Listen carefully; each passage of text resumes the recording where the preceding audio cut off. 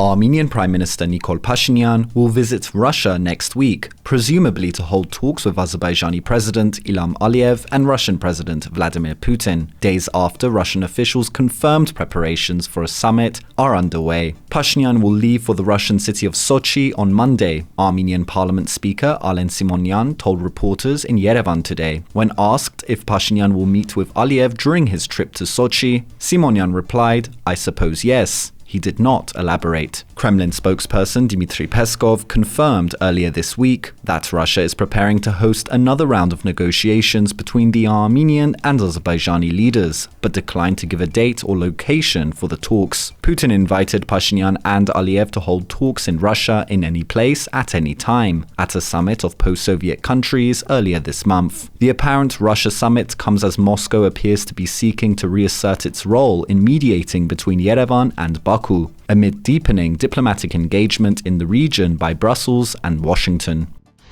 And Russia Today editor-in-chief Margarita Simonyan has been banned from entering Armenia, according to a tweet put out by the Russian media personality. In response to a ＳիվիլՆեթի inquiry, the National Security Service of Armenia neither denied nor confirmed the information about banning Simonyan from entering Armenia. Yesterday, Russian lawmaker Konstantin Zatulin was banned from entering Armenia. Parliament staffer Tigran Seyranyan sent a letter to Zatulin on behalf of the Armenian leadership, stating that Zatulin's recent public statements about Armenia harm the development of friendly and allied relations between Yerevan and Moscow.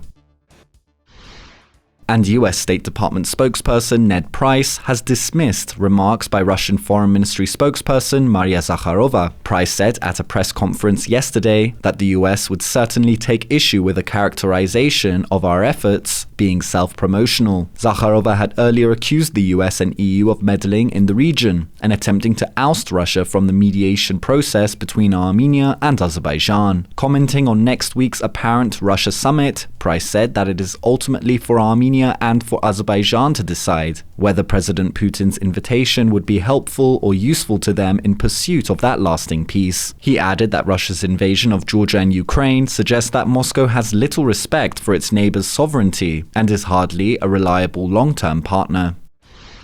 And the Caucasus Research Resource Center has published new survey results regarding corruption in Armenia. According to the respondents, the most common manifestations of corruption in Armenia are assigning positions to friends and relatives, engaging in business while holding public office, and taking bribes. About 3/4 of respondents said they consider such activities to be widespread in Armenia. In terms of which institutions are most corrupt, media came in first, with almost 70% of those polled considering it corrupt. Another 66% said the courts were corrupt, putting the judicial system in second place, and in third place were political parties, with about 65% of respondents considering them corrupt.